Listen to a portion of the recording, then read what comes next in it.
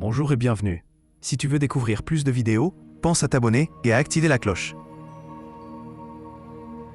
Le vrai danger n'est pas l'esprit, mais l'homme.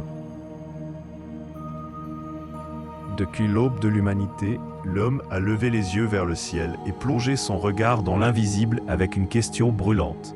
Qu'est-ce qui nous gouverne? Incapable de comprendre les lois subtiles de l'esprit, il a inventé ses propres catégories. Les forces invisibles ont été partagées en deux camps. Les unes qualifiées de bonnes, lumineuses, célestes, les autres déclarées mauvaises, sombres, issues de base astrale. Ce découpage ne reflète pas la réalité du monde spirituel, mais l'ego humain. Car ce que l'homme ne comprend pas, il le juge. Ce qui lui échappe, il étiquette. Pourtant, il existe une vérité plus profonde que peu osent regarder en face. Les esprits ne sont ni bons ni mauvais. Ils sont. Le danger ne vient pas d'eux, mais de l'homme, qui les utilise comme un miroir de ses propres désirs. Le Créateur n'engendre pas le mal. Celui qui a donné vie à toute chose n'est pas un être limité par la peur ou l'orgueil. Il est esprit pur, infini, sans ombre. Tout ce qui procède de lui ne peut être que lumière, équilibre et harmonie.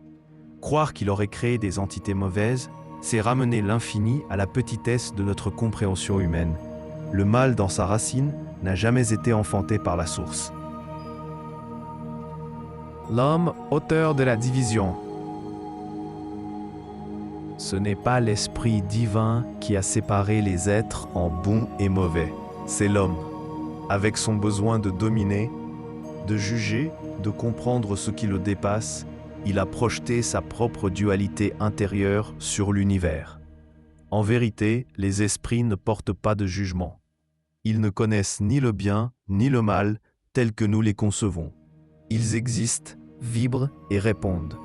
C'est l'homme, par son mental, qui a tracé une frontière illusoire dans l'invisible. L'esprit, miroir de l'intention humaine. Un esprit est semblable à une eau claire. Si tu y verses du poison, elle reflètera l'amertume.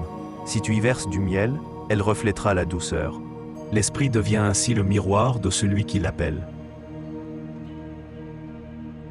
Lorsqu'un homme, dominé par son ego, invoque un esprit pour nourrir son désir de richesse, de pouvoir ou de vengeance, l'esprit prend la forme de cette intention. Il devient une force destructrice, non parce qu'il est mauvais, mais parce qu'il a été orienté dans l'ombre. Inversement, invoqué avec pureté, humilité et amour, ce même esprit devient un allié de lumière.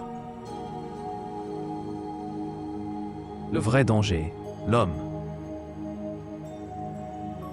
Le véritable danger n'est pas l'esprit. L'esprit obéit, reflète, accompagne. Le vrai danger, c'est l'homme, car c'est lui qui charge l'invisible de ses propres désirs.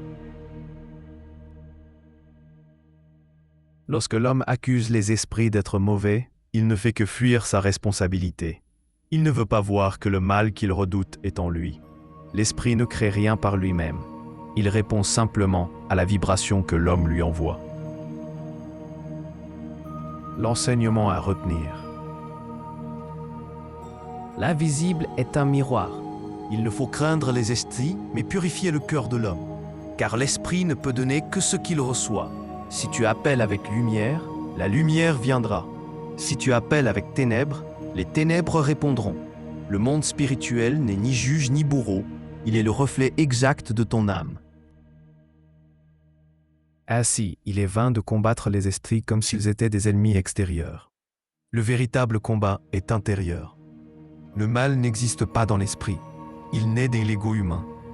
L'homme doit donc se rappeler cette vérité.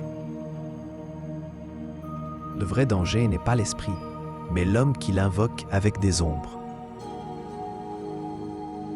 Celui qui purifie son cœur pacifie l'invisible. Celui qui s'élève intérieurement attire la lumière autour de lui. Le monde spirituel n'est pas une menace, il est une réponse. Et la réponse qu'il te donnera sera toujours le reflet de ce que tu es. Merci d'avoir regardé cette vidéo. Si elle t'a plu, mets un petit like, abonne-toi et partage-la à quelqu'un qui en aurait besoin.